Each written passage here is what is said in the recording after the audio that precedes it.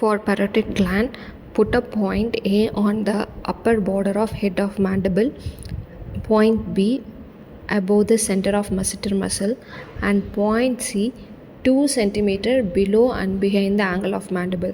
Most of the students make mistake here. You have to remember that is 2 cm below and behind the angle, not just the angle of mandible, and point D on the mastoid process. Now join these lines which represents the parotid gland.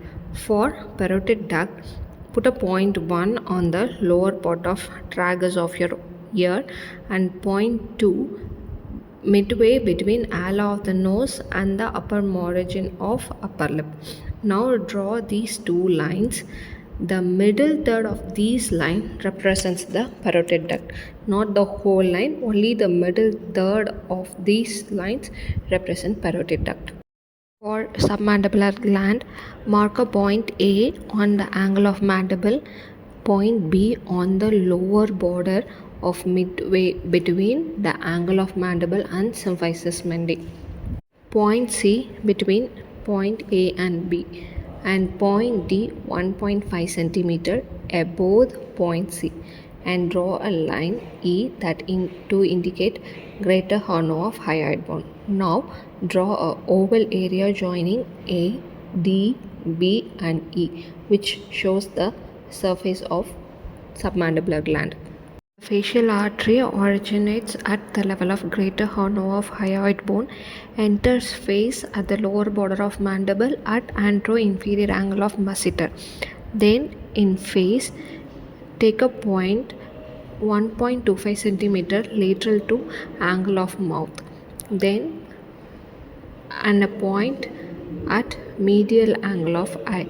Join these points which represents the facial artery in face. Surface marking of thyroid gland, you have to know the isthmus and lobes of thyroid gland. First we'll see how isthmus is marked. Draw a horizontal line 1 cm below the arch of cricoid cartilage and draw another horizontal line 2.5 cm below the arch of thyroid cartilage.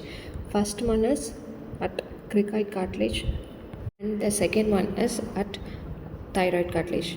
Now join these two lines which represent upper and lower border of isthmus.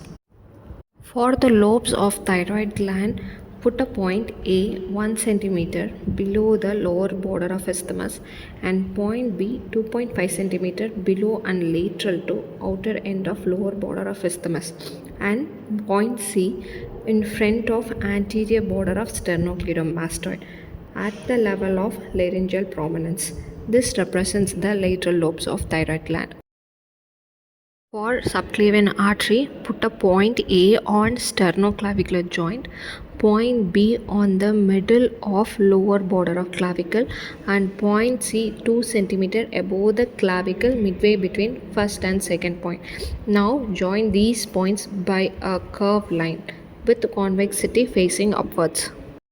For external jugular vein, put a point A below the angle of mandible and point B on the middle of upper border of clavicle. One is mandible and another is clavicle, a line extending downwards and backwards from A to B represent external jugular vein. Ilion is the region in the anterior part of temporal fossa where frontal bone, parietal bone, squamotemporal bone and the greater wing of sphenoid meet to form H-shaped suture.